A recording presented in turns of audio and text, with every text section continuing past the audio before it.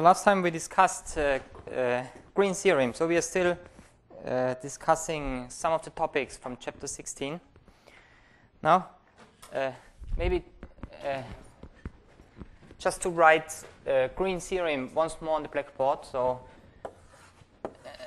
if we consider a line integral with respect to a vector field on a curve which has to satisfy certain assumptions. In particular, this curve must be closed and simple. If the curve is closed and simple, then we have a region which is bounded by this curve, and by green theorem. Green theorem is a way which tells us how to compute this line integral by rewriting it as a double integral. So this line integral is the double integral over d, and then you have the partial derivative of q with respect to x minus the partial derivative of p with respect to y dA. Of course, for this here, you need certain assumptions. You need that the given vector field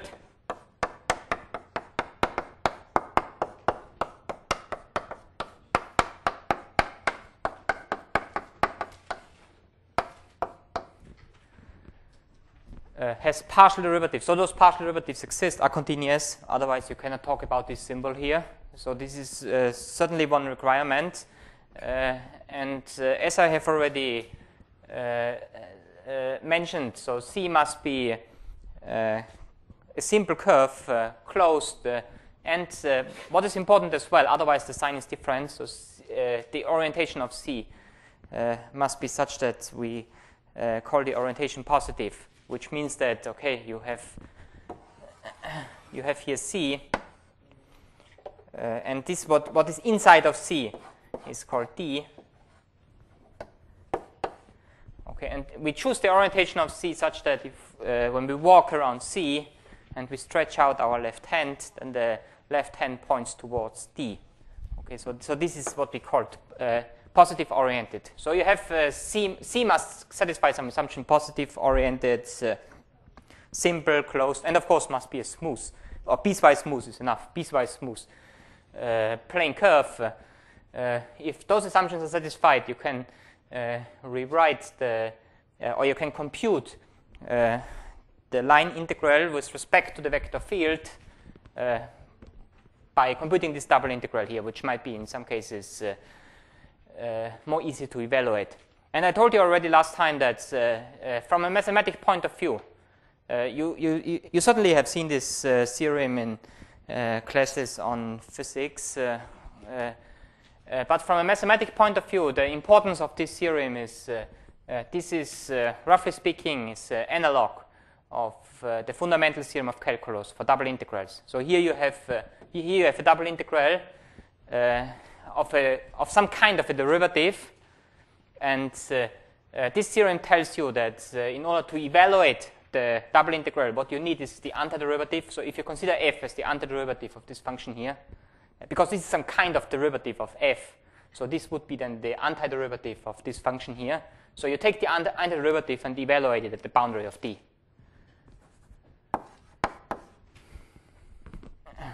So if you read the theorem like this from here to here, then you see that this is a kind of analog or extension of the fundamental theorem of calculus to the case of a double integral. This, from a mathematical point of view, this is the important thing. But this theorem has also important applications. So one of the applications we want to discuss today is one of the questions I already mentioned last time, namely, okay, given if you have given a two-dimensional vector field, how can you? Is there an easy condition to check whether the two-dimensional vector field is conservative or not? Okay, so the question which we want to answer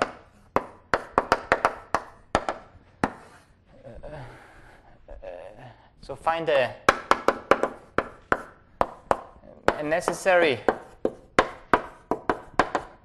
and sufficient condition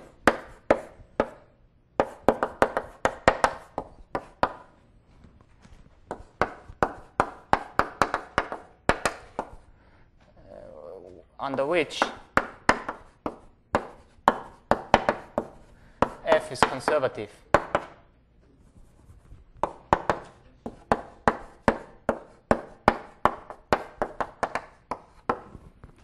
Okay, so we have already seen that conservative vector fields show up frequently in physics. You know this certainly much better than I do.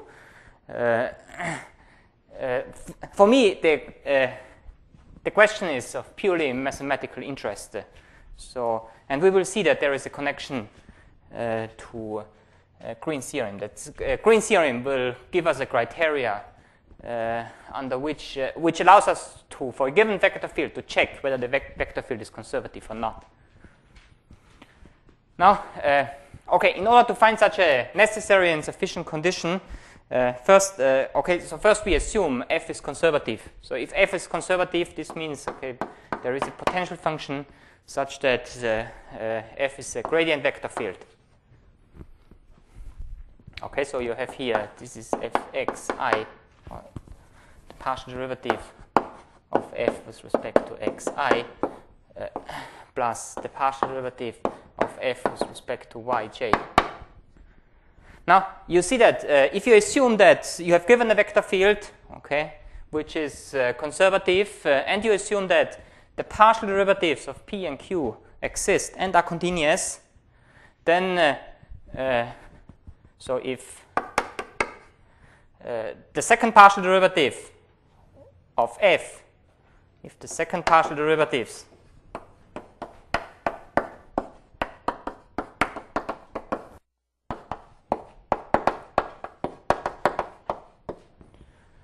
of f exist and are continuous,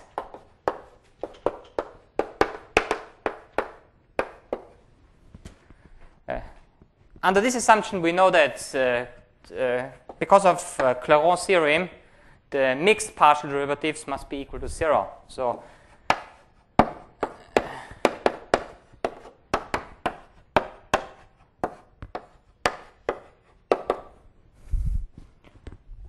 okay, so because of Clairaut's theorem, you know that this is satisfied.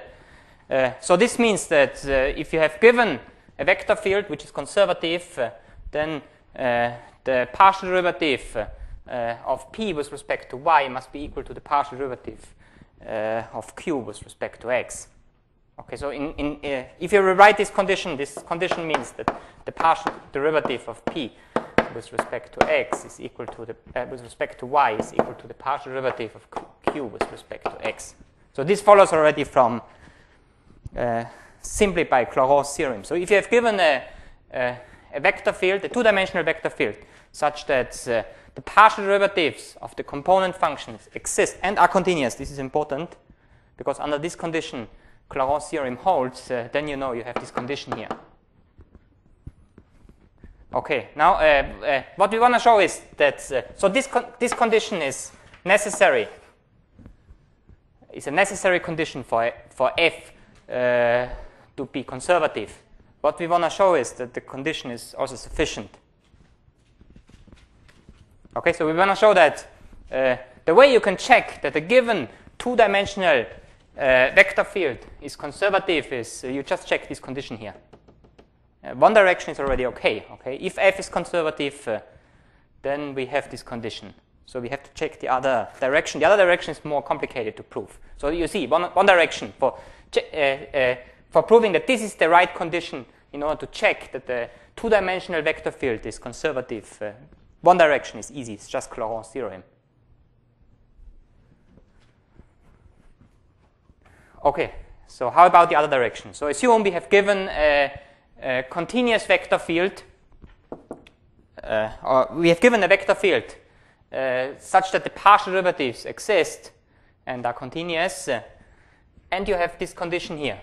Okay, we want to prove that the vector field is conservative. Now, this does not hold for any domains, because this vector field is given on some domain here. So xy is in some domain, not necessarily the same than this here. But normally you have given the vector field on some domain. The other direction that this condition implies that f is conservative. Okay, just holds on if you restrict the domain. It's not true for all domains. And for this, we have to look at certain domains. We will see that open and a property which is called simple connected will be enough. Okay, so maybe I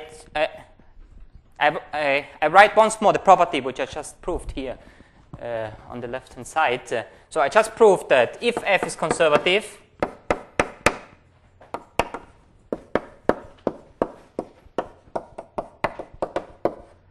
then the partial derivative of p with respect to y must be equal to the partial derivative of q with respect to x. Okay, but of course, under some assumptions, you need, of course, that the partial derivative exists of the vector field, but you also need that they are continuous. This is something you do not really see from this condition, but this is necessary for, because of Clauron's theorem. Under this assumption, you can use Clauron's theorem. Okay, so as I said, in order to prove the inverse, because what I want to show is that this is a condition which characterizes that f is conservative. In order to prove the other direction, I have to restrict the possible domain. And for this, I define D is called open.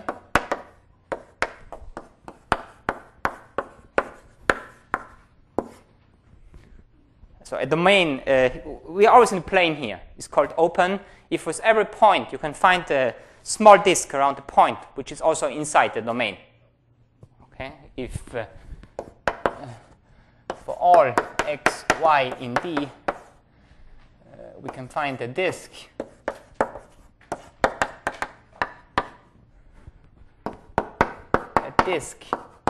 with center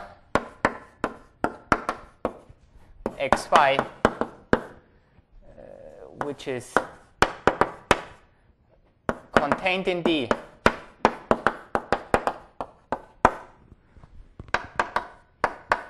as well. Okay, so this is the property of open, a more complicated property, but I guess you have heard this already in other classes, is simple connected. So D is called simple connected.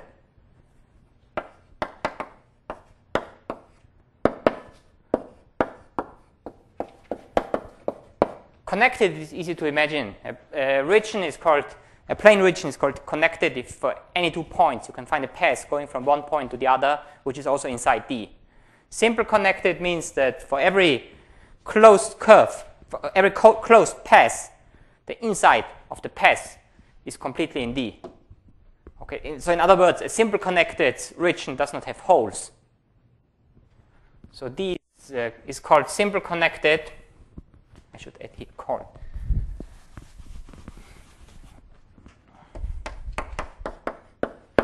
Simple connected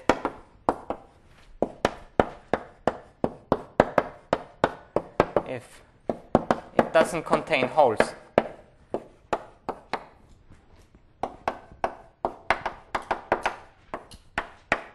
That's not a very good definition in mathematics, but we roughly understand what this means. More precisely, D is called, so if this is D, D is called simple connected if you choose any closed curve inside D, then the interior, what is inside the curve, what is bounded by the curve, must be completely inside D. Okay, so this must, what you have inside here must be in D. And we will see that if we assume that, that D is open and simple connected,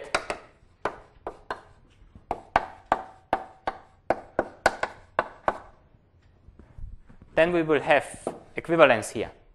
Then conservative will mean just checking this condition here.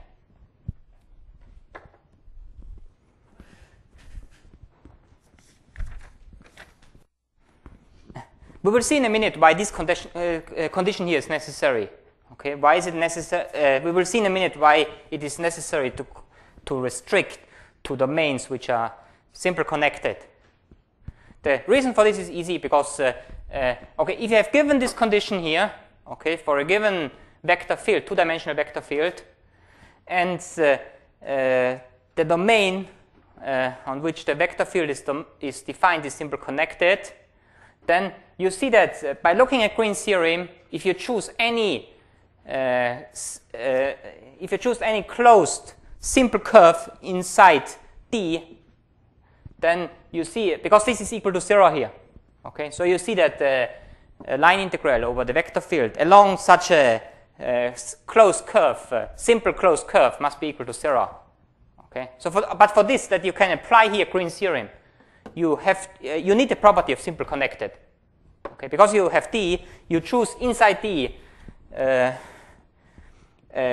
simple closed curve, okay, and you want to apply Green's theorem. But if you want to apply Green's theorem, you need this condition, okay, on the domain which is bounded by this curve. So you have to assume that D does not have holes, otherwise this argument doesn't work. Okay, so what we want to prove is that this condition implies that f is conservative. Okay, so we have given this condition. Okay, so we have given our D. Okay, and we choose a curve inside D. Okay, and we assume that this curve is so call it C, and we assume that this curve is connected, simple. Okay. If this is the case, then and if we assume that this condition is satisfied on D, okay, then because D is simple connected, okay, this condition will be satisfied here on the interior of the curve, and you can apply. So this means if you apply Green's theorem by using this curve here, then the right-hand side is 0. Okay, so this condition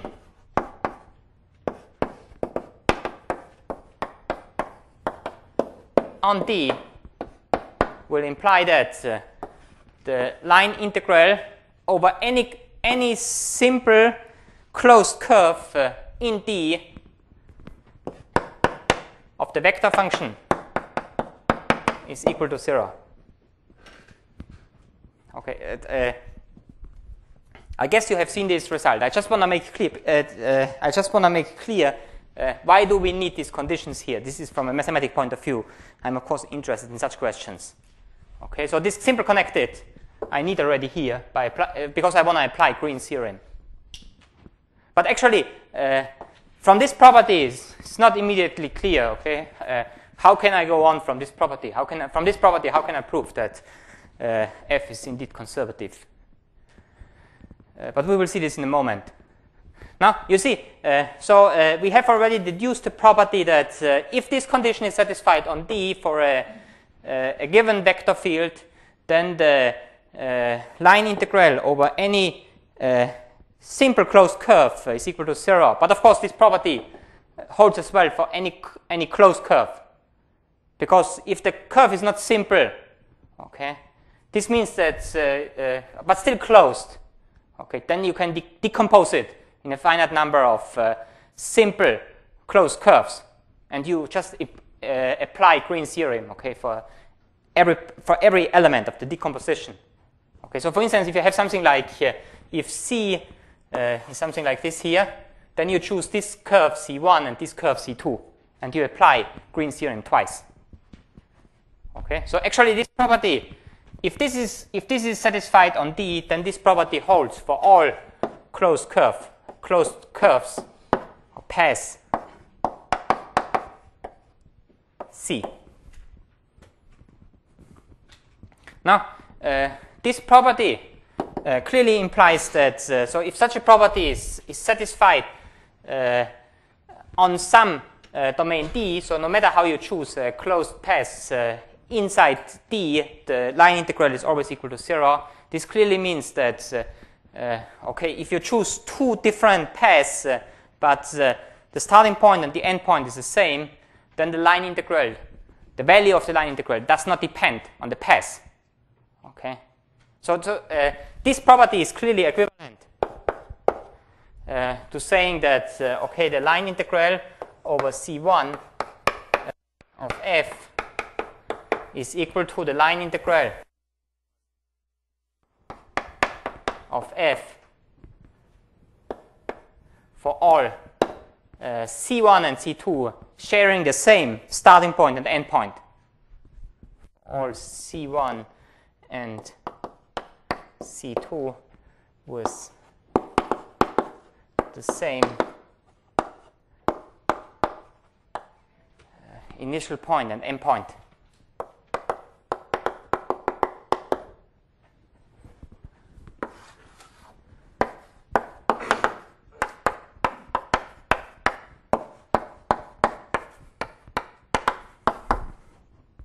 Of course, this is trivial. So if you have given this property on D, okay, and you choose a closed curve, okay, you choose any point, 2 points on the curve, okay, then you have this property here.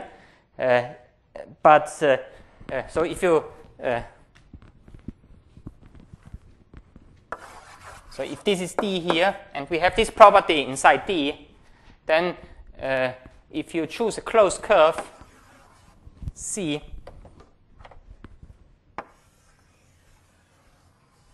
okay, then you can choose any point as starting point, any point as end point. Okay, and you know if you go like this here, if you call this C1, or you go like this C2, then the line integral will be the same. Okay, so if you have this property here, so I want to prove this direction, going from here to here. So this is this direction. So you have this property here. Then the integral over C of f dr is equal to, okay, you can write this as the line integral of C1. Actually, here there is no, sorry, here there is no ring, because C1 and C2 are not necessarily closed.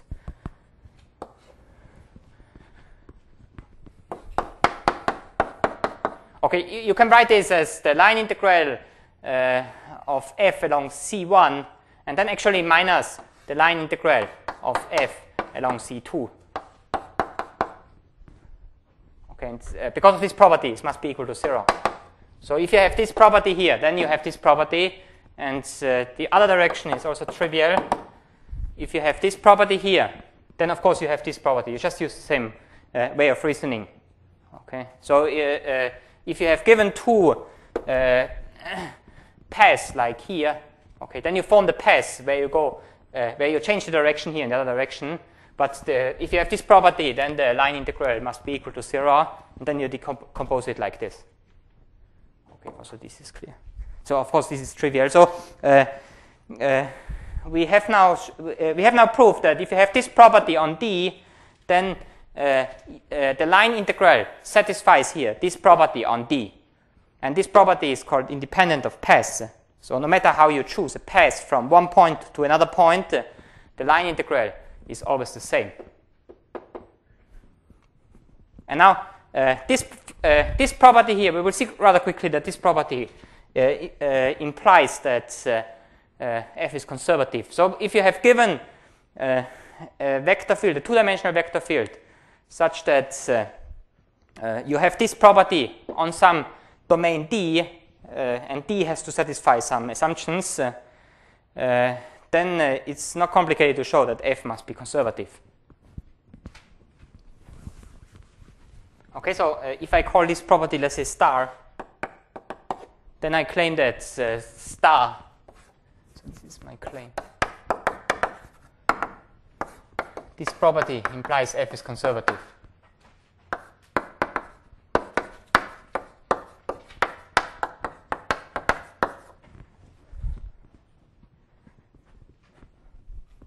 Now, maybe this step is the more trickiest, is the most trickiest step, but also not very complicated. Because for this step, okay, I have this property here on D, and I have to show that there exists a potential function such that f is equal to the gradient field of f. Okay, so in particular, I have to construct f, but the idea is quite simple because the line integral does not depend on the path. So what you do is, okay, so this is our D. Okay, and we have to, for every point in D, we have to find the function f of x, y. Now, you fix any point in D, let's say a, b, you choose any path from AB to xy, call it C1, and or call it C, and you define f of xy as the line integral from A to B, starting from A to B, going to xy. Of course, this kind of notation is not precise, but now because I have this property here, the property star, so this line integral will not depend on the path which I choose. And then f dr.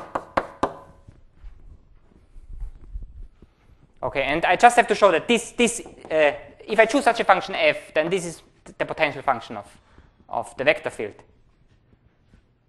Okay, so this is the idea of the proof, because this is the reason why independent of path implies that f is conservative, because you can define such a function, and it's not complicated to show that this function is a potential function. Okay, for this, what you do is, okay, you choose a point. So you look at this line here.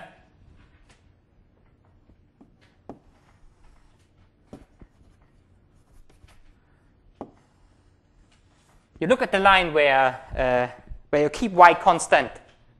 Okay. Now, because D is open, okay, so there must be a disk around xy which is also inside D. Okay, so you certainly have some portion of this line. Of course, here you have a larger portion of this line, but since D is open, okay, you have some disk around xy such that some portion of this line is inside D, because the disk is inside D.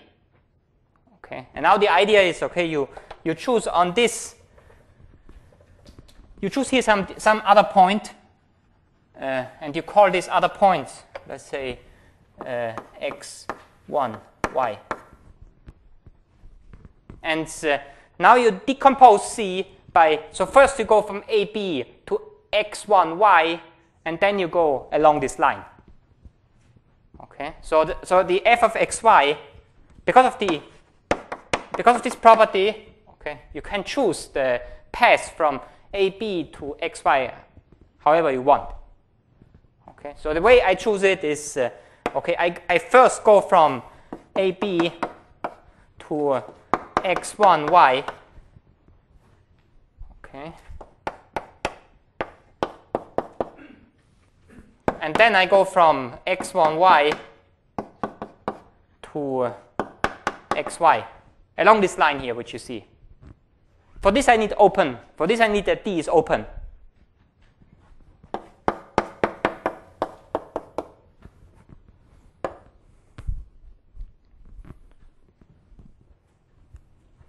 Now, you might wonder why I want to choose this kind of path here. The reason is because I want to show that the partial derivative of f with respect to x is equal to p. Okay, because I want to show that the two-dimensional vector field f has this is a gradient field, and this is the potential function. So if I compute the derivative, the partial derivative of f of xy with respect to x, now you see that the first integral does not depend on x. So I can forget it. This is a constant, so it will be equal to 0. So this is equal to the partial derivative with respect to x of this line integral here.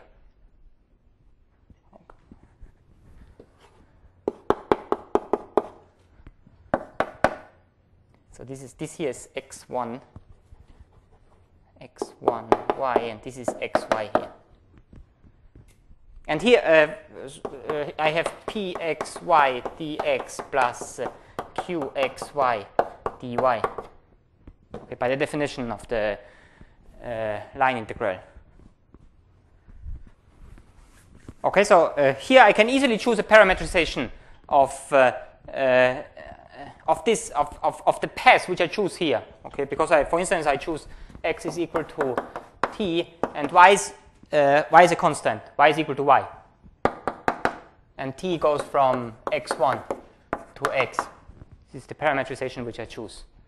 But you see that so the parameter is t. This y is a constant here. Okay, the parameter which I choose is t. So you see that dx is equal to dt, but dy is equal to 0. Okay, so if I compute this here, then you see that the partial derivative of f of xy with respect to x is equal to the partial derivative. And if I compute here this line integral, then I have, so this part here disappears. And for the first part, I have the integral from t goes from x1 to x, and then I have p t y dt. Okay, but here I can use the fundamental theorem of calculus, and I get that this is p x y. Okay, so this was my claim. And similar, you prove.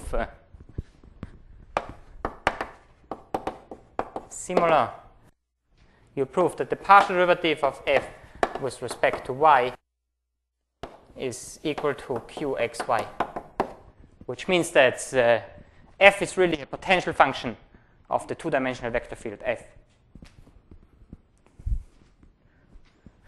Okay, I'm not sure how new this is for you, because I guess you have seen this kind of stuff in other classes, but I'm not sure how whether it was discussed in details or in which sense. I'm not sure. But here you see that proving that a given two-dimensional vector field is conservative if and only if the condition which I already erased, namely the partial derivative of p with respect to y is equal to the partial derivative of q with respect to x, is satisfied. So this is a sufficient and necessary condition for a two-dimensional vector field to be conservative. One direction is trivial. One direction is just Clauron's theorem. The other direction, you need Green's theorem and this kind of argument here. So this kind of argument shows that if a vector field has the property that the line integral is independent of paths in D, then the vector field is conservative.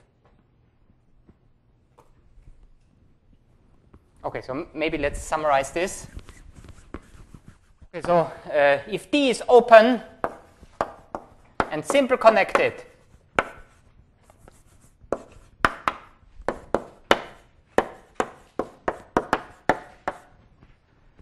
then f is conservative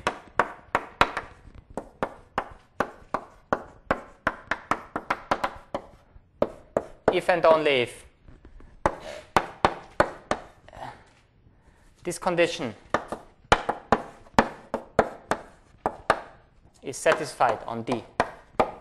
So this gives us a simple criteria, a simple way to test whether a given two-dimensional vector field is conservative or not. Okay, so maybe just once more to emphasize, this direction here, going from here to here, is almost trivial. Okay, what you need is Clauron's theorem. This direction here, okay, going from here to here, what we need is Green's theorem and this kind of argument here. You see that for this direction, okay, you need so if you look at this direction, for this direction you do not need any assumptions except of the trivial ones, namely that the partial derivatives exist and are continuous. But for this direction you need that D is simple, connected, and open. Okay, but you see, for this kind of argument which I showed you here, actually you just need open. You don't need simple. Of course, connected. You need that every 2 points you can find a path. But here you do not need simple connected for this step here. But you need simple connected in order to apply Green's theorem.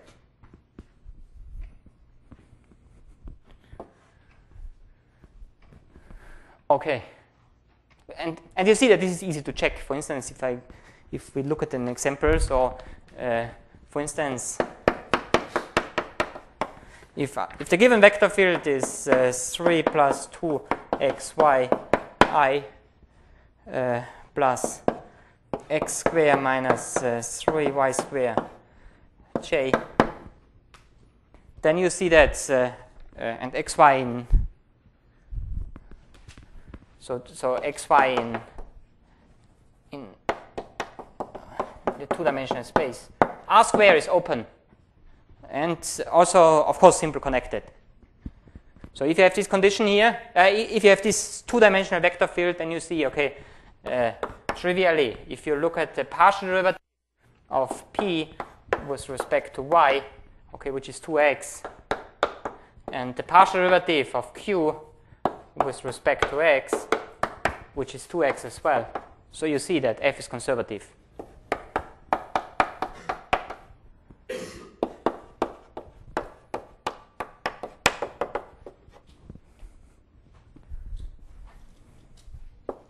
Actually, this proof also tells you how to find the potential function, namely by this integral here. Okay, but this may be not the form you want to have. So maybe you want to compute it. It's also not very complicated. So from this we know that, okay, there exists a function such that the derivative of f with respect to x is equal to this here, 3 plus 2xy. And the partial derivative of f with respect to y is equal to this one, x squared minus 3y squared.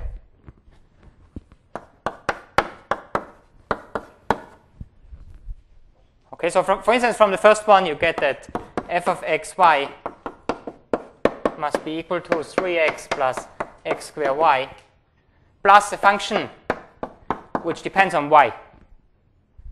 Okay, because if you take the integral here, then you also have an integration constant, okay? But since you consider y as a constant, this integration constant depends on y. Now, if you take the derivative with respect to y, so fy, then you see that, okay, what you get is 2xy plus the derivative with respect to y.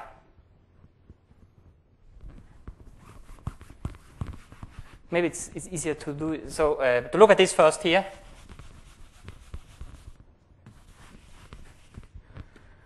So here you get x squared y minus 3 minus y to the cube plus some function depending on x.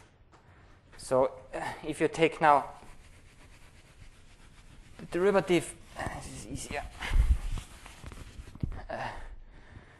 With respect to x, sorry, you see this will be 2xy plus this derivative here.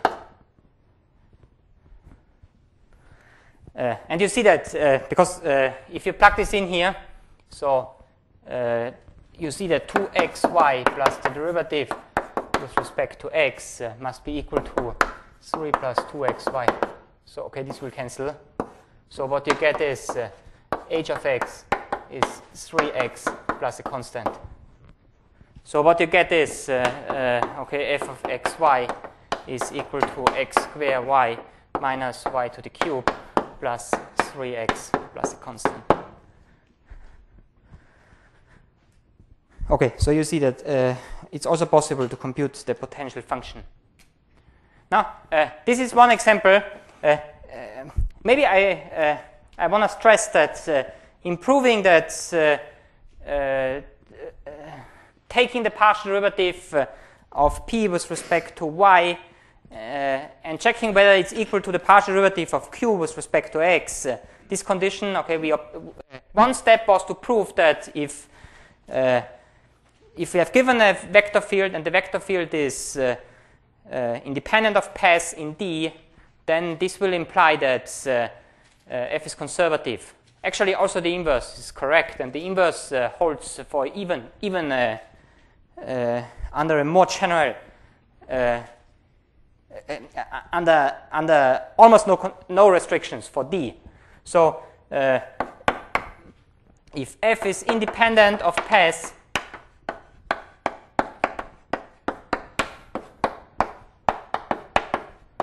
in D, okay, we proved that f is conservative.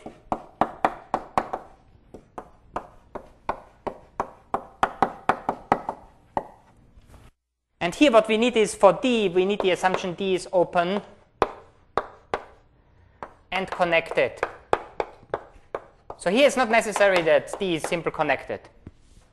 Okay, actually also the inverse is true. If f is conservative, then f is independent of paths in D, which means that conservative vector fields, more or less, are the only ones which have the property that the line integral does not depend on the path you choose, but just depends on the initial and end point of C. Okay, so how to prove this direction?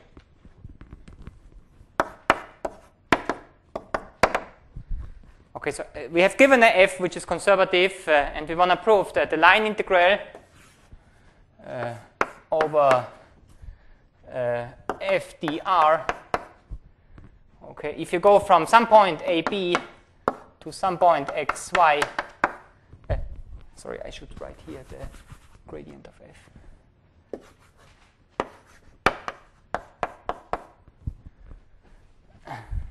So actually what I want to prove is that I can easily evaluate this by f of r of xy minus, I shouldn't write this,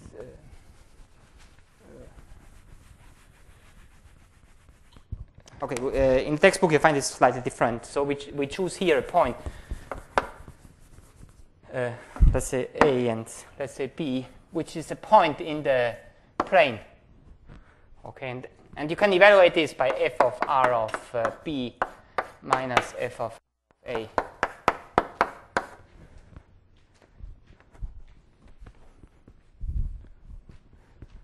Okay, so this is my claim. This is what I have to prove.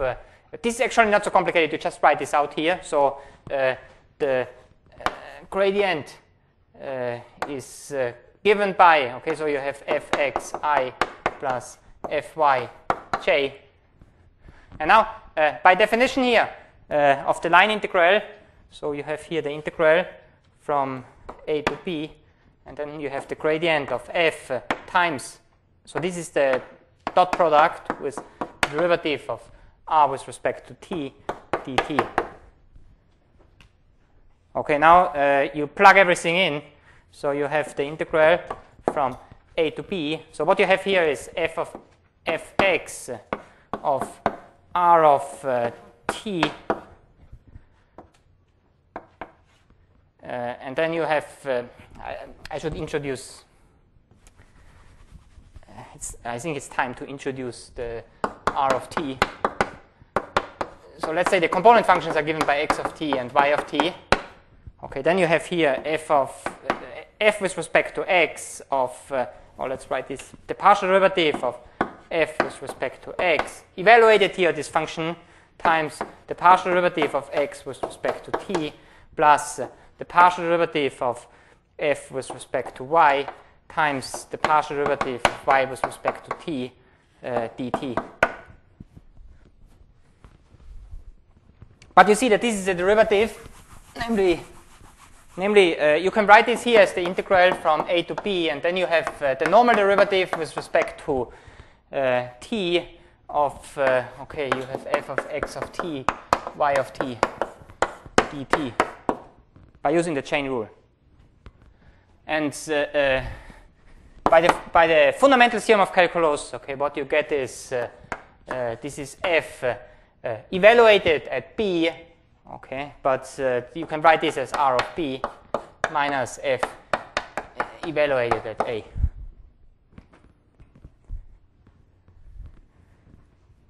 Okay, so we see we have this property here. So if the line integral of f is independent of the paths in D, this means, so the only vector fields which have this property, more or less, you need this assumption here also, more or less the only vector fields which have this property are the conservative vector fields. And you see that for a conservative vector field, okay, you have this easy way to evaluate.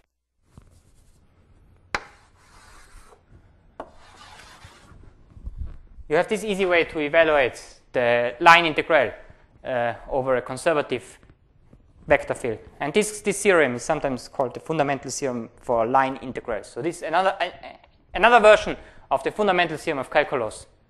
Okay, because it has the same shape as the fundamental theorem of calculus, and actually the proof also uses the fundamental theorem of calculus.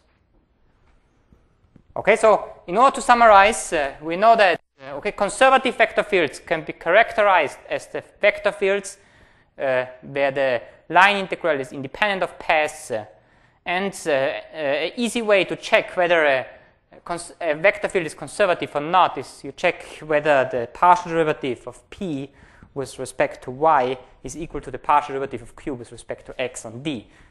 This is a sufficient necessary condition. Okay, but so far what we have discussed so far is just for two-dimensional vector fields. Of course, we are interested in the same question for three-dimensional vector fields. So also for three-dimensional vector fields, we want to know how to check whether or not such a given three-dimensional vector field is conservative. Now, you see that answering the question for two-dimensional vector fields already involves several details. One was Green's theorem, another one was we had to figure out, okay, which vector fields satisfy the property that the line integral is independent of paths. Okay. Now, for the in order to answer the same question, the space, it's not surprising that we will need similar tools. In particular, we have to generalize Green's theorem, okay, to a similar theorem for triple integrals. And you know from, I guess from other classes, that such a theorem is provided by Stokes' theorem. We have now a three-dimensional vector field.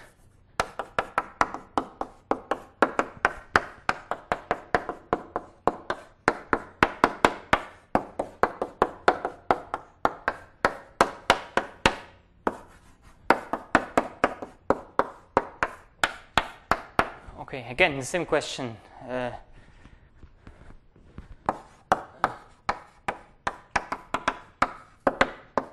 When is F conservative?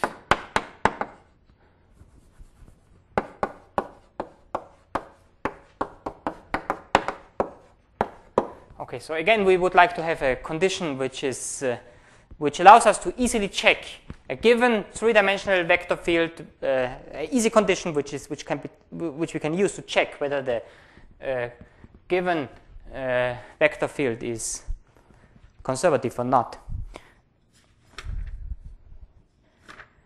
Now, for this, we have to introduce something which you have certainly also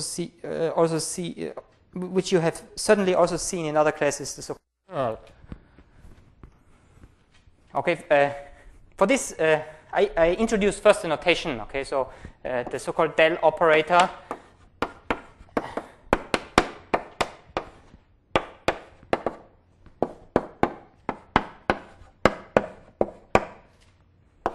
So I define an operator like this, okay? An operator which I want to apply to,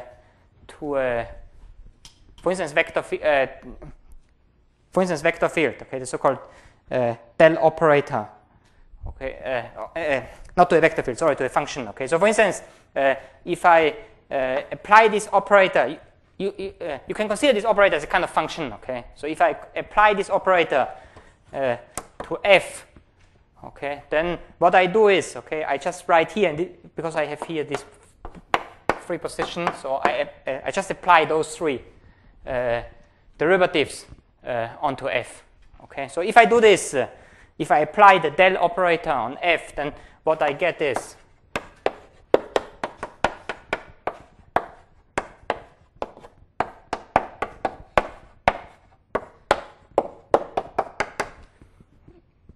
the gradient. Okay, that's why I use the same symbol. Okay, I could use another symbol here for this operator that is not confusing, but the reason why I use the del operator is because if I just apply it to f, what I get is the gradient, and it will turn out to be a convenient notation. It's just playing around with notation. Now, this is just because this gives me a convenient way to introduce the so-called curl. So we have now given a three-dimensional vector function, and we assume that the partial derivative of p, q, and r all exist. Now, you know that the definition of the curl of such a vector function is, okay, I use this operator here. And then the vector product with f. Okay, so I consider this as a vector and formally, and I compute the vector product with f. So what does this give here? So by definition of the vector product, this is the determinant. So in the first row, I have I, j, and k.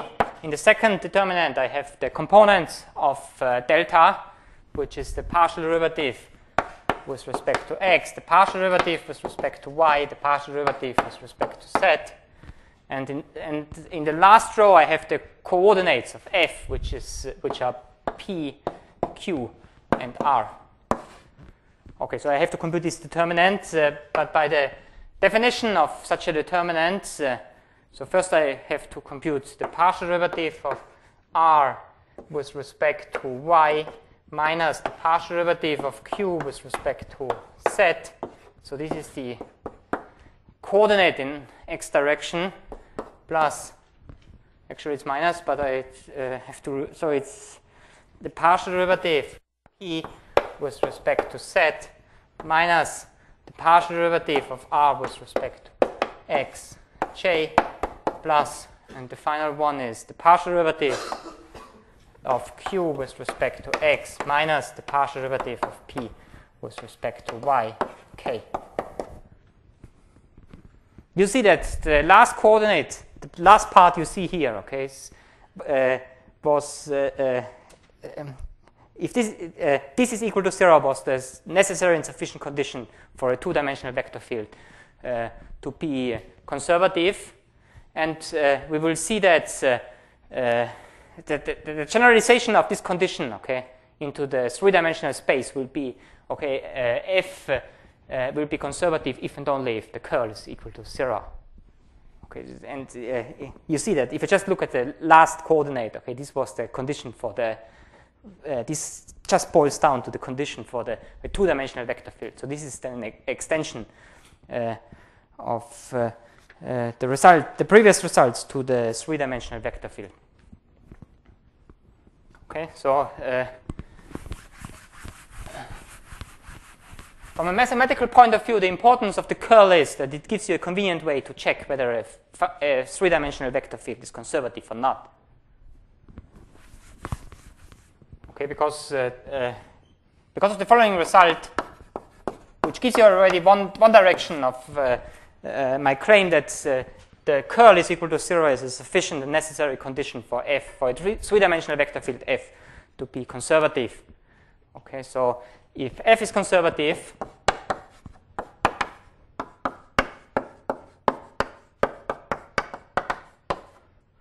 and all partial derivatives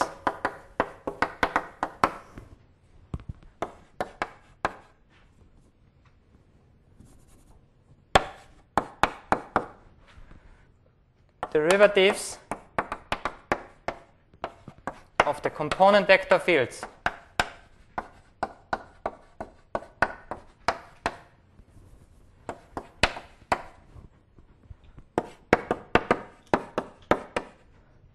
are continuous,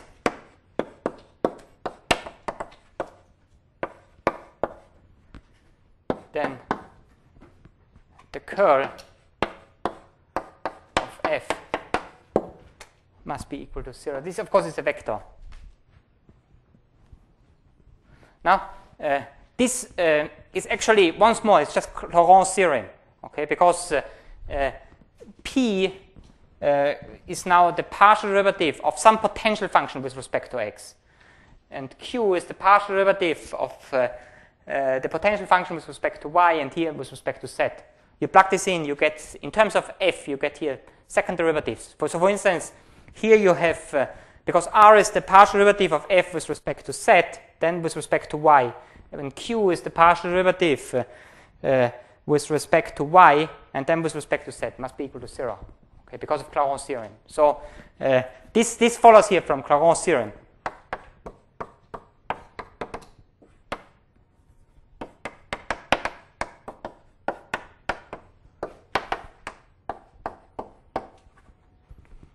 you should notice that what we need is that the partial derivatives of the component vector functions are continuous. This is important, okay, because this ensures us that the mixed partial derivatives will be identical. Okay, so this result, if you have given a conservative vector field, okay, that the curl must be equal to 0, okay, it's just a consequence of Clauron's theorem. You should compare this with the two-dimensional version where we have proved that if f is a two-dimensional vector field which is conservative, then you have this condition that this part here is equal to 0. Also follows just from Clauron's theorem. The inverse is more tricky. So proving that the curl, that if you have given a conservative vector field such that the component vector fields, the partial derivative of the component vector fields all exist and are continuous, and the curl of f is equal to 0, that this implies that f is conservative is more complicated, and we need Stokes' theorem, extension of Green's theorem, in order to prove this. And this is also not, so the inverse of this is not, even if the domain which you consider is something which you would call, we haven't defined simple connected in the space, but the inverse, okay, for the inverse, you have to assume that this condition is satisfied, for instance, on the whole space, okay. This will imply, so normally for a subspace or for a subset of the three-dimensional space, you do not necessarily have that the curl is identical to 0 will imply that f is conservative. Okay, so the inverse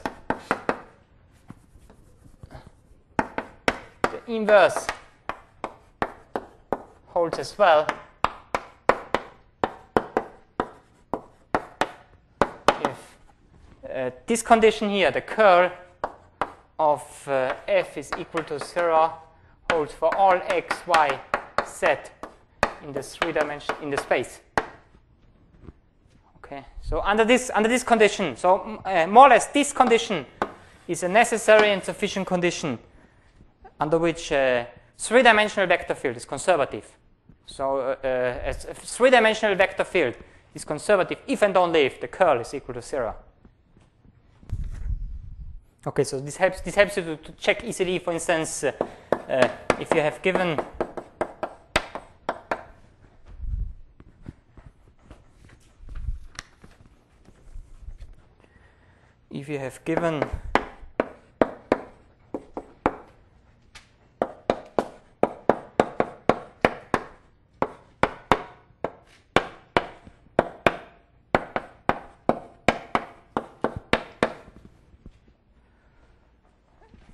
this vector field here, you easily check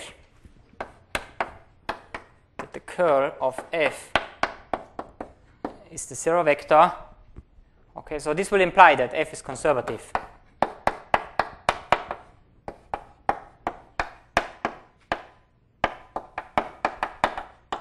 And the potential function can be computed as in the example which I showed you before. Okay, so in order to summarize, a three-dimensional vector field is conservative if and only if the curl is equal to 0, and a two-dimensional vector field is conservative if and only if the partial derivative of p with respect to y is equal to the partial derivative of q with respect to x. Okay, and of course you need some assumptions on the domain.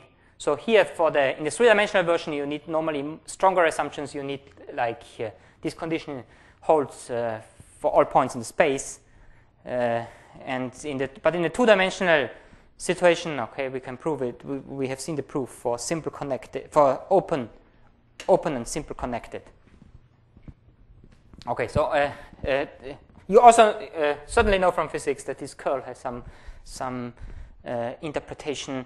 If f is a vector field, if f describes the force in a fluid field, then because the curl is a vector, and roughly speaking, the curl gives you the axis about which the fluid tends to rotate, and the absolute value of the curl gives you the tendency of rotation. Okay, so you know this. I guess you have seen these interpretations in physics. There are some examples in our textbook which explain why why the curl is important in physics. But actually, this is not the important thing for us. The important thing for us is that the curl gives you a convenient way to characterize whether a given three-dimensional vector field is conservative or not. This is the important thing for us. Okay, so actually there is another important operator for three-dimensional vector fields apart from the curl, which you have certainly seen in applications, the so-called divergence. So again, f is a three-dimensional vector field.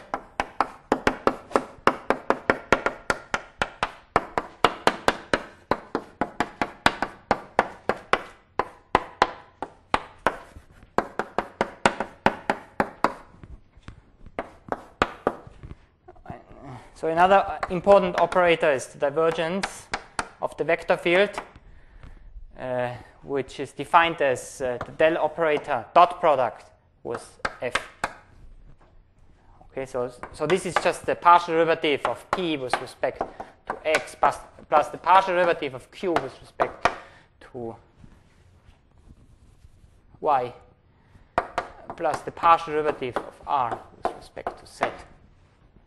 Okay, so this is another important operator. Also, this has some physical meaning. This normally describes, for instance, again, if f describes the force field in a fluid flow, then this describes you at some point, evaluated at some point. This is a kind of measure which tells you that, which describes the tendency of the fluid to leave this point. Now, you see. Another operator which is important, which we have already defined before, is if you take this, the divergence of a gradient field, then what you have is because here the coordinates are the partial derivative of f with respect to x, with respect to y, and with respect to z. So what you get here by doing this once more, you have the second partial derivative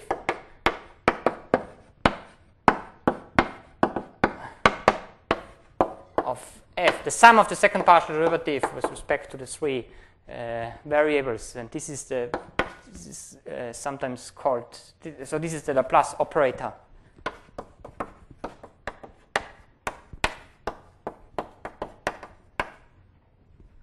Normally denoted by, I guess this symbol is quite often used. Okay, and using this notation we can actually rewrite Green's theorem. So there are also vector versions of Green's theorem.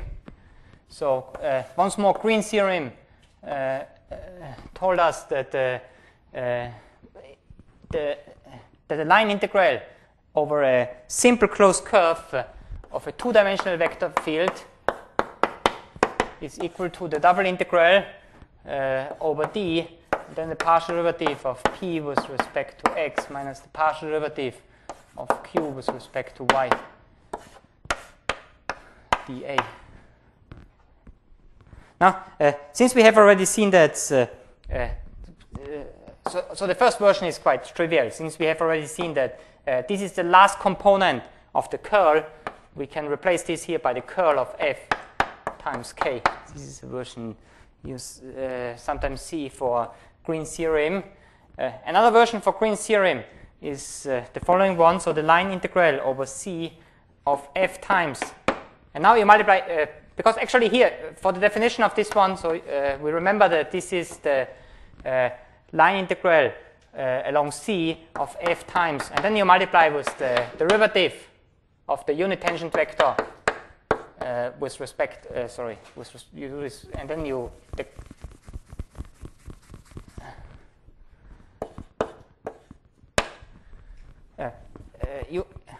you multiply with the unit tangent vector, and you compute the line integral with respect to the arc lengths. If you multiply with the unit normal vector then ds. Okay, then you can write this line integral as the double integral over d, and then you have here the divergence of f dA. But now this is because you don't have actually divergence was just defined for a 3-dimensional vector field, but you can interpret the 2-dimensional vector field as a 3-dimensional one if you equate the k coordinate equal to 0, or the coordinate in z direction. Okay, so the first version we don't have to discuss because the first version is trivial. The second version, for this we only have to note that, okay, so if our path is given by x of t, y of t as a vector function, okay, then we know that the unit tangent vector, okay, is given by the derivative. So what you have here is the derivative of x. This is the x coordinate, so divided by the length of the derivative. So this is the x coordinate plus the derivative of y divided by the length of the derivative. This is the y coordinate. So this is the unit tangent vector, and we know that the unit normal vector is the derivative of this one. Then so you first take the derivative of this one, and then you normalize. Okay, but it's easy to show that the unit normal vector is given as okay, you have this here over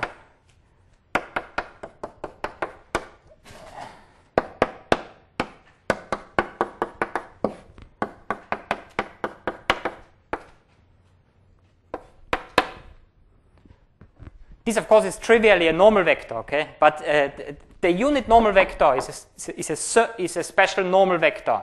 Namely, you take the derivative of the unit tangent vector and normalize it. Okay, it can be proved that this normal vector is the unit normal vector. Okay, if you know this, then proving this here is not so complicated.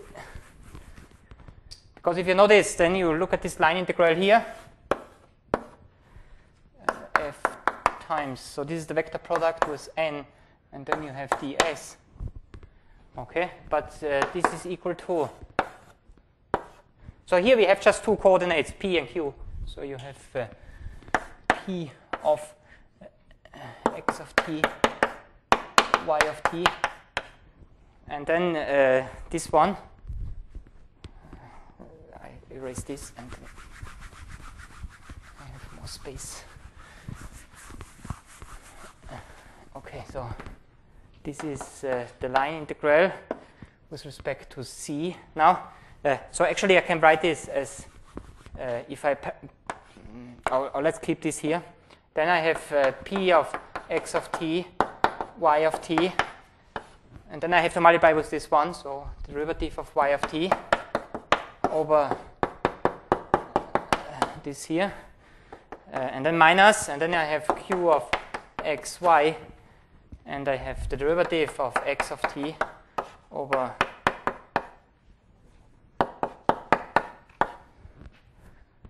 and then everything multiplied with because ds is equal to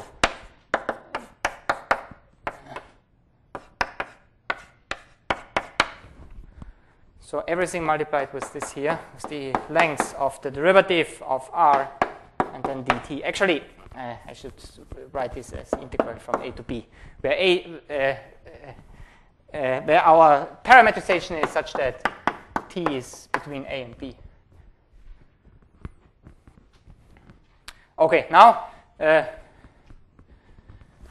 okay, so this is equal to, you see that this part here cancels, so you have the integral from a to b, and then you have p of x of t, y of t, minus q of x of y, and then you have the derivative, and then dt. Now, you see that actually, this is the same as the original, or similar to the original curve integral, but just the roles are now different. Okay, the q becomes the p and the p becomes the q, because you have here the derivative of y and here you have the derivative of x. Okay, so you can write this as the original one minus the integral, the curve integral over c, and then what you have is another vector function. Let's call this maybe f bar times dr, where f bar is equal to, now the component functions are reversed, so you have here q, and here you have, this is not, or let's say this is minus q, and this one is p. Okay, and now you apply Green's theorem for this situation here, so this will give you the double integral over d. And what you have is this here with respect to x minus, but because of this minus, plus this one with respect to y, dA. Okay, but this here is the divergence of f. Okay, so this proves the second claim. Okay, so you have here, just to summarize, this line integral here is equal to the double integral over d, the divergence of f dA. Sometimes you also see this version of Green's theorem, the vector version of Green's theorem. So you actually, in vector notation, you have two different versions of Green's theorem. One is this, and the other one will be is this one.